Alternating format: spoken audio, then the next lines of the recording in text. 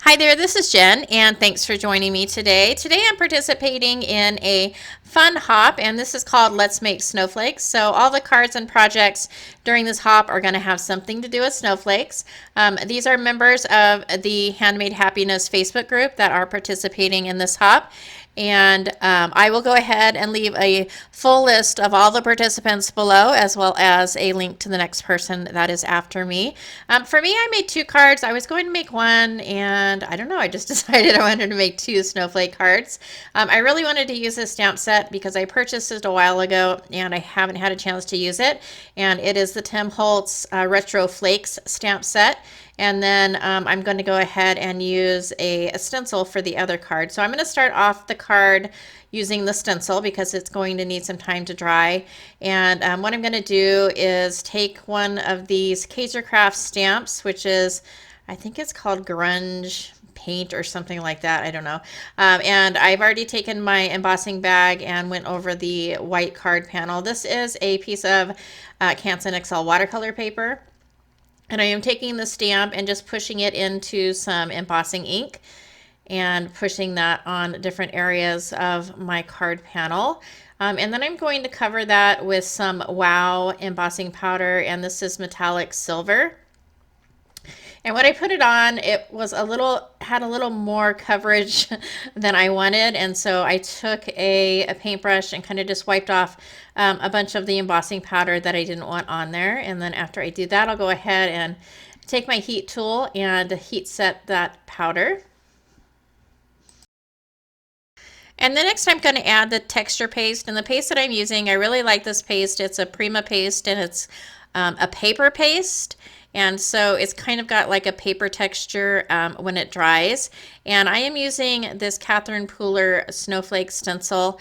And I'm not using the stencil as a whole. I'm just taking a few of the snowflakes and putting that paste through the stencil onto my background. And so I use 2 of the bigger snowflakes, and then I use a couple of small snowflakes with the paste. And here I'm just wiping off some of the excess paste. And then I'm going to go ahead and I will set this aside to dry. And then I will start on the second panel. So this panel that I am using a piece of black Strathmore mixed media paper. And I did this technique probably about 4 months or so ago with some skeleton leaves, where I used some alcohol ink on this black mixed media paper, which works awesome. And so I thought I would try it again. And so I am going to use the Retro Flakes stamp set by Tim Holtz. I took out the foam piece from my Misty because these are red rubber stamps, and I have prepped my card panel, and I've inked up my stamps with some Versamark embossing ink. The embossing powder I originally put on here is some Wow. I think it's like a pearl color.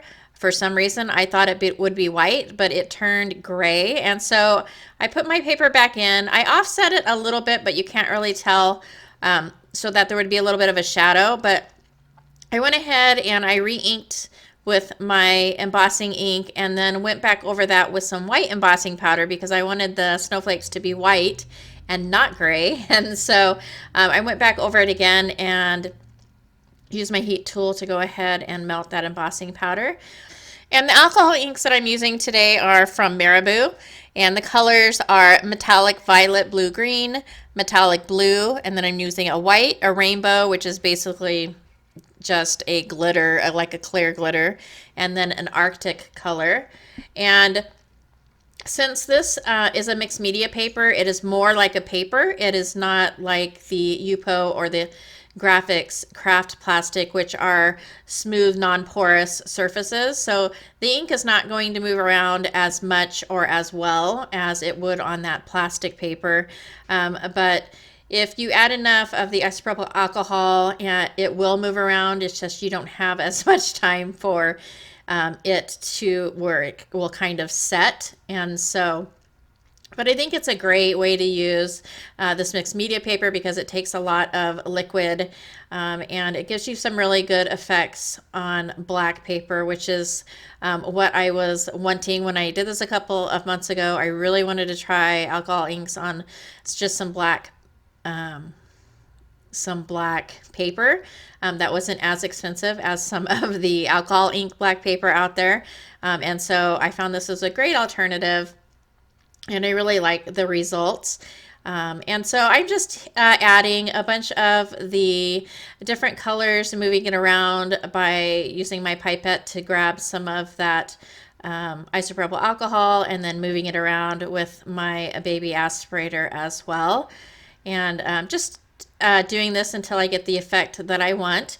I went ahead and took the rainbow and I just put it along the very top of the card panel, and then I'm trying to get it to move a little bit with the pipette with the isopropyl alcohol, and then I'll flip that card around and do it on the other side, just kind of to give it a drip effect with that glitter. And it's probably kind of hard to see in the video, but it's a really pretty shimmery color. It does not dry as shimmery as what it is when it's wet, but it's still very pretty. So I went ahead and I set that panel aside to let it dry, and I'm going to move on to the panel that I went ahead and stenciled with the paper paste. And for this panel or this card, I am using shimmer shakers, which are from Creative Expressions, and I am using the colors Ice Blue, Teal Ocean, Delicate Blossom, and then Electric Blue. And what I decided to do on this one was to take my little tonic little scooper tool, like a spoon tool, and add a little bit of the shimmer shaker in the center of the snowflake, and then activate that with water. And then I also do put that top of the shimmer shaker back on, which it looks like a little kind of like a salt and pepper shaker, and I sprinkle that on as well, and then move that around with some water. And so basically just moving that color around with water and then drying it, and then it dries a lot lighter than it does when it is wet, kind of like a watercolor. And although it looks really light in from looking at it right now, it was still pretty vibrant when I started this process, but I wanted to lighten it up a little bit. And so I am using a finger dauber and some Versacolor pigment ink in white, and I'm just kind of dabbing that over the entire card panel. My idea behind this was to bring out the snowflakes, but it didn't really do that. So what I ended up doing for both cards actually is I used some die cut snowflakes from a Tim Holtz snowflake die set, and I added 3 to each card just to add a little bit more snowflakes, especially for this card since you can't really see the stenciled snowflakes on there. I just wanted to make sure that there were some snowflakes that you could really see. I added a sentiment to each card. The first one is Hugs, Kisses, and Love, and the next one is You Light Up My Day. I didn't want to use Christmas sentiments because I wanted to make sure that these cards could be used for non-Christmas. Since I'm done with my Christmas cards, I wanted to be able to use these for other occasions. And so I added a few sequins, and I also did add a lot of splatter to both of these cards, a little bit of black and white, and added some sequins, and that finishes off these cards. I hope you enjoyed this video, and I hope you will continue on and follow everybody on the Hop to see what amazing creations you have made. And thank you so much for joining me and the other participants on the Hop today. If you liked this video or found it informative, please go ahead and give me a thumbs up. As always, thank you so much for taking some time out of your day to spend with me, and I'll catch you next time.